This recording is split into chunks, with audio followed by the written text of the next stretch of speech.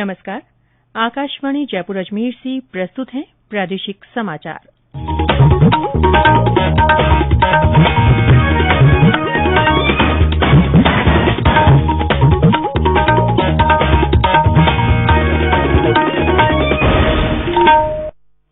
मुख्य समाचार।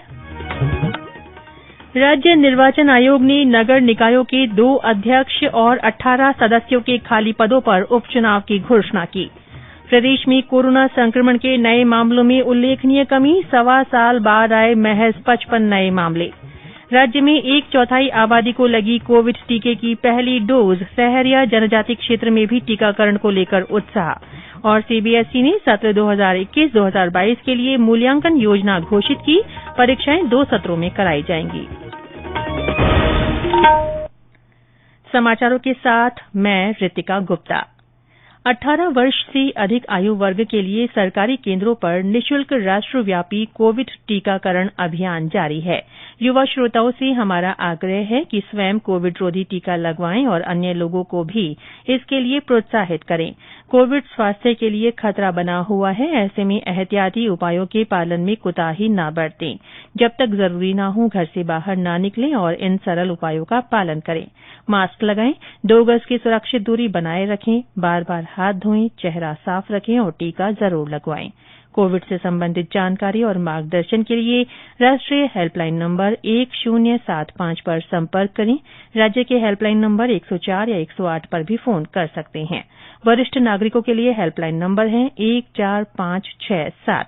मनोवैज्ञानिक सहायता के लिए फोन नंबर 08046110007। कोविड बाद की समस्याओं के बारे में 181 और बच्चों की सहायता के लिए 1098 पर फोन किया जा सकता है। और अब समाचार विस्तार से।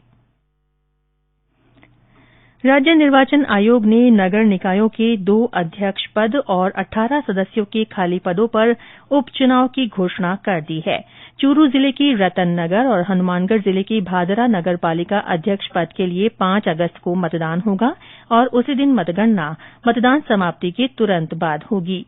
इन पदों के लिए लोक सूचना 29 जुलाई को जारी की जाएगी। वहीं सदस्य पदों के चुनाव के लिए मतदान 26 जुलाई को सुबह 8 बजे से शाम 6 बजे तक होगा और मतगणना 28 जुलाई को होगी। उपचुनाव की घोषणा के साथ ही संबंधित निर्वाचन क्षेत्रों में आदर्श आचार संहिता लागू हो गई है। चुनाव के दौरान कोविड संक्रमण से बचाव के लिए विशेष प्रबंध किए जाएंगे। वहीं जिन स्थानों पर मतदान होना है, मतदाताओं के टीकाकरण के लिए शिविर आयोजित कर प्राथमिकता के आधार पर टीके लगाने के लिए जिला निर्वाचन अधिकारियों को निर्देश दिए गए हैं। प्रदेश में कोरोना संक्रमण के नए मामलों में उल्लेखनीय कमी आई है। करीब 1.25 साल बाद कल संक्रमण के महज 55 मामले सामने आए। वहीं 21 जिलों में संक्रमण का कोई भी नया मामला नहीं मिला। कल 140 और मरीजों के ठीक होने के साथ ही सक्रिय मामलों की संख्या घटकर 1092 रह गई है। स्वास्थ्य विभाग के अनुसार कल सर्वाधिक 19 मामले जयपुर जिले में मिले। दौसा में 8, सिरोही में 5, बीकानेर, हनुमानगढ़ और जोधपुर में 4-4, भरतपुर और श्रीगंगानगर में 3-3, अलवर में 2 और बाड़मेर, भीलवाड़ा तथा जालौर में 1-1 व्यक्ति में संक्रमण की पुष्टि हुई। 21 जिलों अजमेर, बांसवाड़ा, बारां, बूंदी, चित्तौड़गढ़, चूरू, धौलपुर, डूंगरपुर, जैसलमेर, झालावाड़, झुंझुनूं, करौली, कोटा, नागौर, पाली, प्रतापगढ़, राजसमंद, सवाईमाधोपुर, सीकर, टोंक और उदयपुर में कोई भी नया संक्रमित नहीं मिला। राज्य में कल इस बीमारी से 3 लोगों की मृत्यु हुई। केंद्र सरकार की ओर से कोरोना के प्रति जागरूकता लाने के लिए जन आंदोलन चलाया जा रहा है। इसी के तहत आकाशवाणी जयपुर के समाचार बुलेटिनों में प्रसारित की जा रही विशेष श्रृंखला जनता का संदेश, जनता के नाम में सुनिए हमारे श्रोता का संदेश। मैं भारत गोयल एडवोकेट राजस्थान उच्च न्यायालय आकाशवाणी के माध्यम से लोगों को संदेश देना चाहता हूं कि कोरोना अभी खत्म नहीं हुआ है। कोरोना के प्रति हमें अभी भी सचेत रहना है। सरकार द्वारा निर्धारित गाइडलाइन का पालन करना है, बार-बार हाथों को धोना है, मास्क पहनना है और सोशल डिस्टेंसिंग का पालन करना है। और सबसे अहम बात, वैक्सीन लगवाना सबसे अनिवार्य है। वैक्सीन की अफवाहों से हम सबको दूर रहना है। अगर कोरोना का हराना है तो वैक्सीन जरूर लगवानी है। स्वास्थ्य मंत्रालय ने अपनी सोशल मीडिया प्लेटफॉर्म पर सूचना परक वीडियो श्रृंखला कोविड गुरुकुल शुरू की है। इसका उद्देश्य कोविड महामारी और टीकाकरण पर प्रामाणिक जानकारी देना है। श्रृंखला में प्रमुख जन स्वास्थ्य विशेषज्ञ, नीति निर्माता, डॉक्टर्स, वैज्ञानिक और स्वास्थ्य पेशेवर भाग लेंगे और लोगों को कोविड से बचाव के उचित व्यवहार के प्रति जागरूक बनाने और टीकों के बारे में भ्रांतियां दूर करने में मदद करेंगे। ये समाचार आकाशवाणी जयपुर अजमेर से प्रसारित किए जा रहे हैं। समाचार अभी और भी हैं, उससे पहले कोरोना जागरूकता संदेश। चलो मिलकर एक शुरुआत करें, चलो एक फैसला आज करें, मास्क नहीं तो टोकेंगे, कोरोना को रोकेंगे, चलो एक इरादा करते हैं, चलो कुछ वादा करते हैं, मास्क नहीं तो टोकेंगे, कोरोना को रोकेंगे। प्रादेशिक समाचारों में फिर से आपका स्वागत है। प्रदेश में 1/4 आबादी को कोविड टीके की पहली डोज लग चुकी है। अब तक कुल 2,58,09,000 से अधिक टीके लगाए जा चुके हैं। इनमें 2,14,27,000 से अधिक पहली डोज शामिल है। 12 जिले से हमारे संवाददाता ने बताया कि वहां प्रशासन के विशेष प्रयासों से सहरिया जनजाति बाहुल्य इलाके में वैक्सीनेशन को लेकर लोगों में जागरूकता आ रही है। 6 गांवों में 100% वैक्सीनेशन हो चुका है।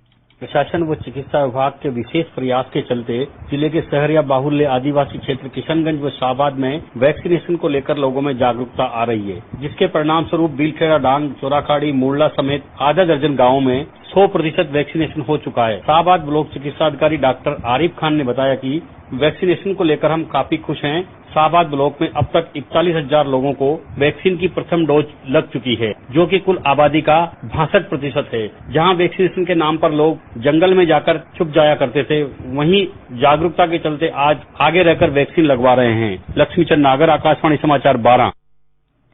वहीं देश में अब तक 35,71,00,000 से अधिक कोविड रोधी टीके लगाए जा चुके हैं। कल 41,34,000 से अधिक टीके लगाए गए। उत्तर पश्चिम रेलवे जयपुर मंडल ने कोरोना की तीसरी लहर की आशंका को देखते हुए अनूठी पहल की है।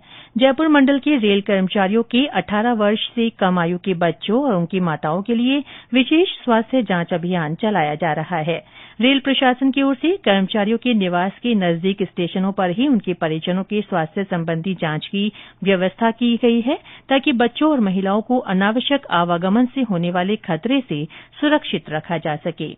कल जयपुर सवाईमाधोपुर रेलखंड में विशेष ट्रेन का संचालन किया गया। इसमें विभिन्न स्टेशनों पर बच्चों और महिलाओं के लिए विशेष चिकित्सा जांच का आयोजन किया गया। केंद्रीय माध्यमिक शिक्षा बोर्ड सीबीएसई ने शिक्षण सत्र 2021-2022 में 10वीं और 12वीं की परीक्षाओं को 2 सत्रों में कराने का फैसला किया है। प्रत्येक सत्र के लिए लगभग 50% पाठ्यक्रम होगा। बोर्ड ने कहा है कि प्रत्येक सत्र के अंत में परीक्षा ली जाएगी। पहले सत्र के लिए परीक्षा इस साल नवंबर-दिसंबर में होगी। दूसरे सत्र की परीक्षा अगले साल मार्च-अप्रैल में आयोजित की जाएगी। टोक्यो ओलंपिक 2021 की शुरुआत 23 जुलाई से होगी। महिला मुक्केबाज एमसी मैरीकॉम और पुरुष हॉकी टीम के कप्तान मनप्रीत सिंह उद्घाटन समारोह में भारत के ध्वजवाहक होंगे। समापन समारोह में बजरंग पूनिया ध्वजवाहक रहेंगे।